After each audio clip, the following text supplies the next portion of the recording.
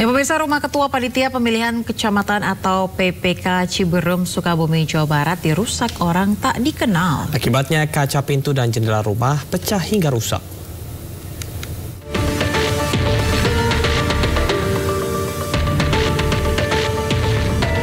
Beginilah kondisi Rumah Ketua Panitia Pemilihan Kecamatan atau PPK Ciberem, Aden Badrudin, di Kampung Salakaso, Kecamatan Ciberem, Kota Sukabumi, Jawa Barat.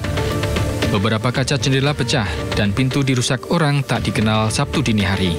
Peristiwa perusakan ini sempat diketahui anak korban yang tengah berada di rumah. Sementara korban sendiri tengah berada di rumah sakit untuk menjalani perawatan setelah proses penghitungan suara pemilu. Polisi kini memburu 5 orang pelaku pengerusakan rumah ini.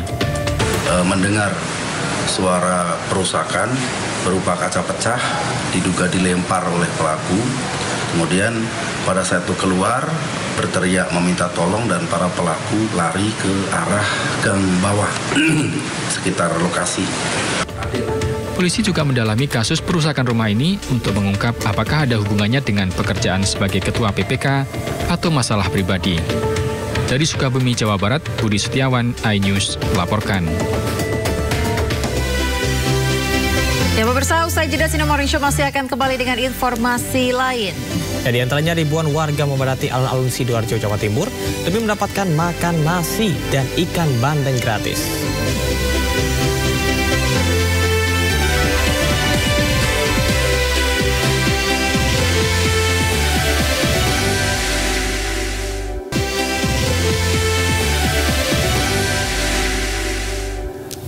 Ya, terima kasih Anda masih di Sindo Morning Show. Pemirsa, sebuah kapal pengangkut cumi di Pelabuhan Muara Baru, Dermaga Timur, Penjaringan, Jakarta Utara ludes terbakar pada Minggu malam. Diduga kapal terbakar akibat korsleting di bagian mesin saat berada di tengah perairan sekitar pelabuhan.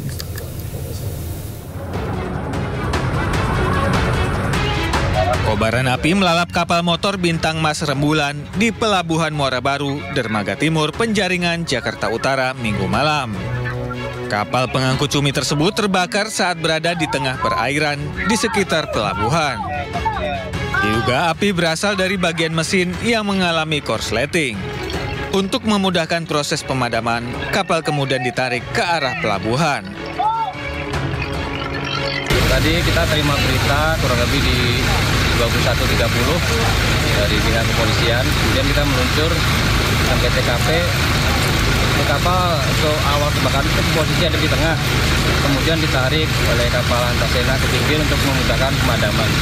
Dan untuk dugaan dari kebakaran sendiri yaitu dimungkinkan dari korsleting listrik dari mesin.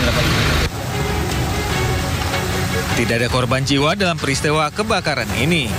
Api berhasil dipadamkan 1 jam kemudian setelah petugas damkar mengerahkan 3 unit mobil dan belasan personil ke lokasi. Dari Jakarta, Sofian Firdaus, iNews melaporkan.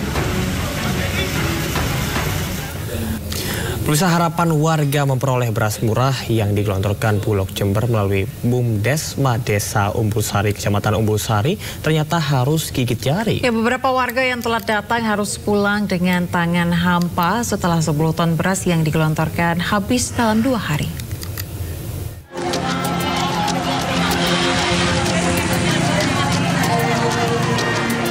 Salah satu Bumdesma di Desa Umbul Sari, Jember ini menjual beras Bulog dengan harga murah di tengah harga beras yang masih belum menentu. Warga pun antusias memburu beras murah terlebih jelang Ramadan seperti saat ini.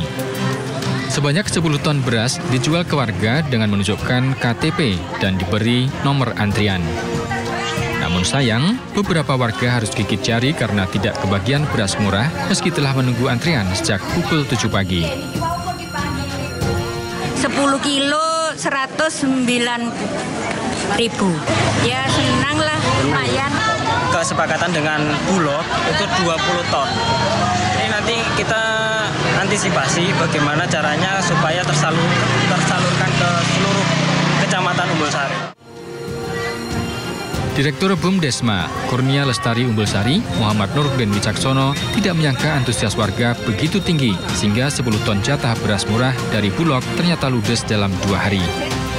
Pihak Bumdesma kini mengajukan kembali beras murah ke Bulog untuk memenuhi kebutuhan warga yang belum mendapatkan beras. Dari Jember, Jawa Timur, Bambang Sukiyarto, iNews melaporkan.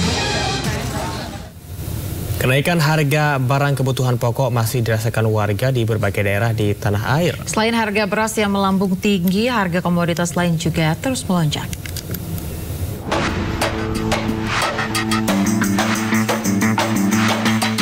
Sejumlah harga bahan pokok di Pasar Ketapian dan Pasar Bali meroket sejak beberapa pekan terakhir. Kenaikan sejumlah bahan pokok ini dikeluhkan para pedagang dan pembeli.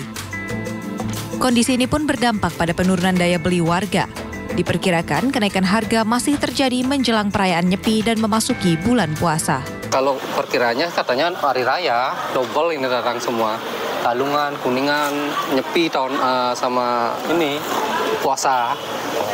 Puasa kan berbarengan ini semua datang. Tapi kalau stok aman? Stok ada aja. Ya kalau bisa dibantulah diturunkan biar masyarakat bisa menjangkaunya gitu. Kenaikan harga daging ayam dan telur ayam juga terjadi di sejumlah pasar tradisional di Bandung, Jawa Barat. Jelang bulan suci Ramadan, harga daging ayam yang semula berkisar Rp36.000 kini naik menjadi Rp38.000 hingga Rp40.000 per kilogram. Sementara harga telur ayam yang semula Rp26.500 kini naik menjadi Rp32.500 per kilogram.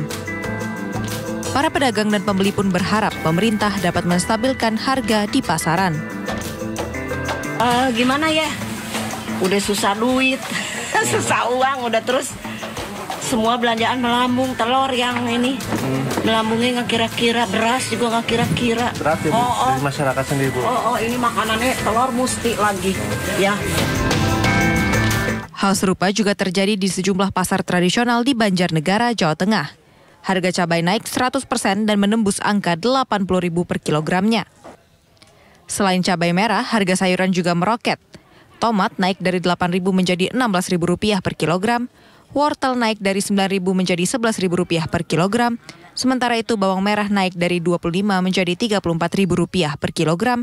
Dan bawang putih naik dari Rp35 menjadi Rp48.000 per kilogram. Omsetnya sepi. Ini karena apa biasanya, Bu? Mau Ramadan atau mau apa? Enggak Ramadan. Semua naik. Semua emang naik ya rata-rata ya? Omsetnya sepi. Ini karena apa biasanya, Bu? Mau Ramadan atau mau apa? Enggak Ramadan. Semua naik. Semua emang naik ya rata-rata ya? Akibat kenaikan harga, omset pedagang turun drastis hingga 40%.